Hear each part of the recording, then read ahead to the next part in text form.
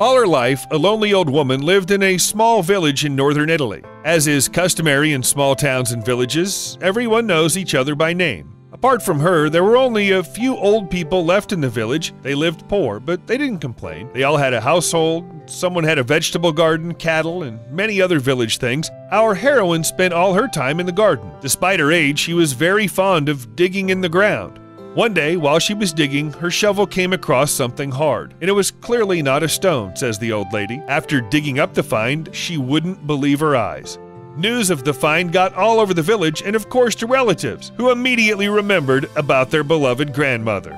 The neighbors say that no one has visited the old lady for over 30 years. She put up a fence, which was long rotten, grew a vegetable garden, took care of the house, and did it all by herself. Although, as you know, you of course can take care of the house, but age begins to tell. Her house was a mess. It's been dangerous to live in for a long time. After the discovery, just a couple of weeks later, relatives finally came to see her. The old lady was so kind that she didn't even suspect a thing. And, well, she found gold bars. There were so many that it would have been enough to buy the whole village and build it up with luxury houses. Someone must have buried a treasure in her garden years ago, but never came back for it. The old lady had long thought about how to manage such a huge fortune. She could move and live somewhere in luxury, but the old lady got used to a humble life, so she shared the gold equally among all the elderly neighbors because they needed medicine and their houses needed repairs. She kept some for herself too. But the relatives didn't appreciate her kindness. How could Grandma give gold to some strange people when she has family? They started saying that members of the same family should help each other and they must share. Eventually, Grandma decided to give them the gold she had left for herself. She was even ashamed that she hadn't left it for